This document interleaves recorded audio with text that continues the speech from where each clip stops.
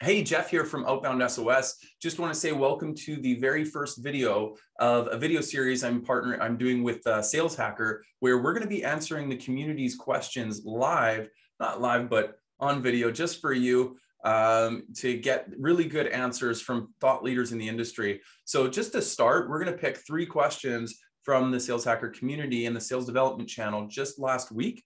And those questions and we're going to answer them from, just things that I know from my experience and things that I've learned from other people in my community. So I'm going to share my screen here and start with question number 1 is, how to get a meeting with the economic buyer. Now, this is a challenge that nearly every seller faces, is that you're talking with somebody who's deep in the sales cycle and they're your champion, and they always have somebody that's above them to approve what your purchase. And a lot of times, if you don't have them engaged early and often in the deal cycle, you're actually going to get a no, or not right now, that kind of thing. And essentially, you're not going to close the deal. So how to prevent this is, what you want to do is earlier on in the sales cycle, what you want to do is get the buyer engaged and get your champion to want to get the economic buyer engaged. So you can do this with simple language in your prospecting phase. Even when you're trying to book that first meeting, is one of my buddies, one of my good friends, Jason Bay, says, how would you feel, who would feel left out if they weren't included in this meeting?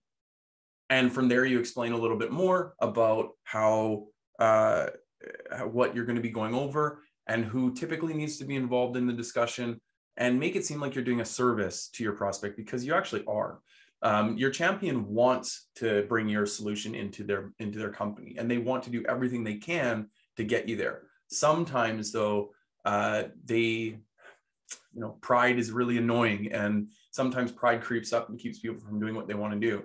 So like I said, number 1, or the first one, is language.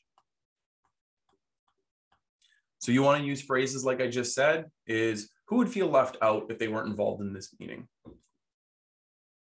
Another thing you can do is say, what are the types of questions that such and such would ask? So maybe it's the CFO. What are the types of questions that your CFO would need answered for me? Okay, great.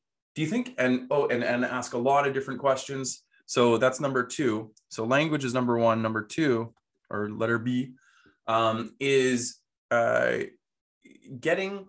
making your prospect understand the amount of information that the economic buyer needs, and do them a favor by saving them the time of actually having to go through and be the go-between. So the second thing you want to do is act as a resource. So acting as a resource, you're basically saying that, would it be easier if we had to call the 3 of us, me, you, and the economic buyer? Because if so, then I can be the person to help them answer their questions and get them to help you get this across the finish line, rather than you doing it yourself. So acting as a resource. The third one, along the same lines of asking for a resource, ask for an intro.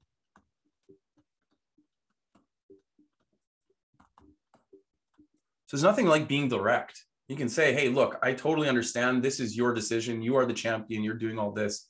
But there are other people involved in this purchasing decision. And for me, just out of respect for both of our times and make sure that we're getting most out of our time together, let's involve everybody in the buying decision. And don't leave anything to chance. Okay. So to recap, how to get the economic buyer involved, simple thing like language, just who would be involved, like who needs to be involved in this decision. Number 2, act as a resource. I'm your person. I'm going to be able to help you achieve what you want to achieve and help you get that across the finish line. And number 3, so that's number 1 and 2. And number 3 is be direct. Ask for the intro. Say, out of respect of both of our times, how can we get let's get everybody involved in the purchasing decision so you don't have to do a lot of back and forth and you don't have to waste time translating for me. Boom. Those 3 things, try those plays, try them until they work. You'll find the way to do it. Trust us, it is the way to do it. So thank you very much for joining me on this short video for the first ever Sales Hacker Outbound SOS Q&A, live Q&A. Thank you. Bye.